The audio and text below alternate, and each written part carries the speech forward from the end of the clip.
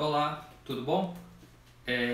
Bom, no vídeo de hoje eu vou falar a respeito de um tema que ele é atual, que se trata do que nós estamos vivenciando no mundo atualmente, que é por causa dessa pandemia do coronavírus, e traz um aspecto bíblico muito interessante, um ponto de vista, acho que a gente pode olhar por causa disso.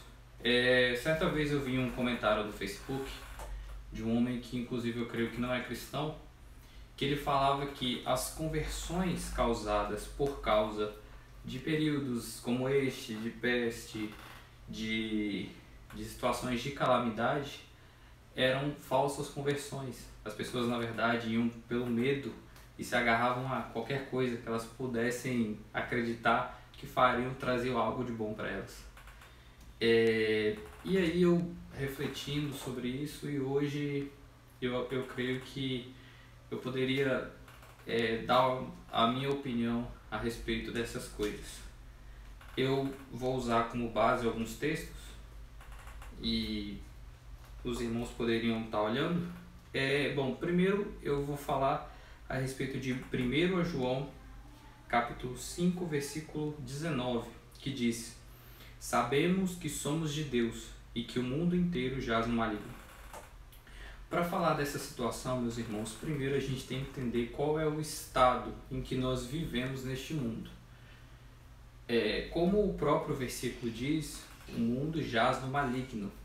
Então, o estado natural das coisas é de miséria, fome, peste e trevas. O mundo jaz no maligno. E o que devemos esperar deste mundo não é nada bom, certo? A palavra nos diz que somos nós peregrinos. E todo aquele que é peregrino, ele está andando em terra estranha. Nós somos embaixadores do reino dos céus. E embaixadores, eles são aqueles que são enviados para um outro lugar, mas que não pertencem àquele lugar. E esse é o nosso papel aqui na terra. Também explicando, a palavra também diz que este mundo ele está sobre o comando temporário daquele que é o inimigo das nossas almas. A palavra se refere a ele como o Deus deste século. O Deus deste século trata-se daquele que enganou Eva lá no princípio, tentou Jesus no meio e será derrotado no final, como consta lá no livro de Apocalipse. O mundo está sob o comando temporário dele, porque Deus permitiu tais coisas.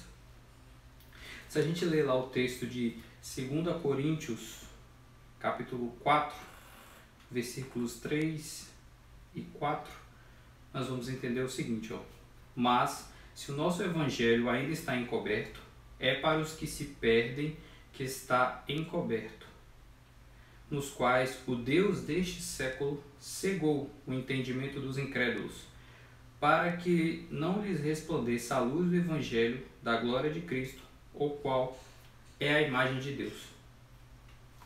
Então, devemos entender que o mundo em que vivemos, ele está sobre a permissibilidade do inimigo e ele jaz no maligno. Então, por que eu estou enfatizando todas essas coisas? Porque aqueles que passam por momentos de tribulação, aqueles que veem alcançam a visão de verem o mundo dessa maneira, eles na verdade eles só estão contemplando a realidade do que o mundo é, certo? As pessoas que acompanham veem fome, peste, guerras. Esse é o retrato atual do nosso mundo. Então, enxergar essa realidade, ela só entra em acordo com o que a palavra já diz. E esse não é o mundo pelo qual Deus, pela sua infinita magnificência, quis que nós vivêssemos, mas por causa do nosso pecado aqui estamos. Então, o que eu quero dizer se a gente for olhar o relato bíblico, um dos pontos altos da Bíblia onde a gente vê que o povo de Deus sofreu é lá no tempo de Jeremias, quando houve o cativeiro babilônico. E isso provocou a criação não só do livro de Jeremias, mas como as Lamentações de Jeremias, que no seu capítulo 3, versículo 22 diz, é um versículo até conhecido: as misericórdias do Senhor são a causa de não sermos consumidos, porque as suas misericórdias não têm fim. 23, renova-se a cada manhã. Para que Jeremias pudesse contemplar que as misericórdias do Senhor se renovam a cada manhã, ele teve que ver qual era o grau de miserabilidade que a humanidade se encontrava. Ele viu as mazelas da humanidade, ele viu as coisas mais horríveis que a gente pode imaginar.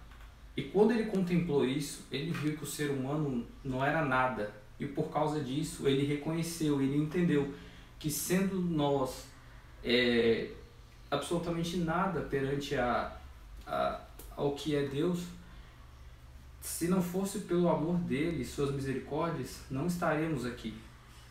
Então, meus irmãos, o motivo desse vídeo é dizer que, na verdade, aquelas pessoas que contemplam essa grande tribulação, essas pessoas que veem o mundo como ele realmente é, elas sabem, com certeza sabem, que aqui não é o nosso lugar.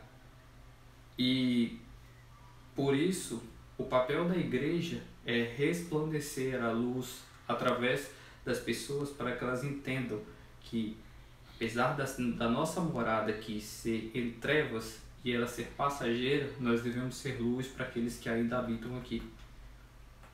E é isso, pessoal. Eu espero que seja edificante. Paz do Senhor.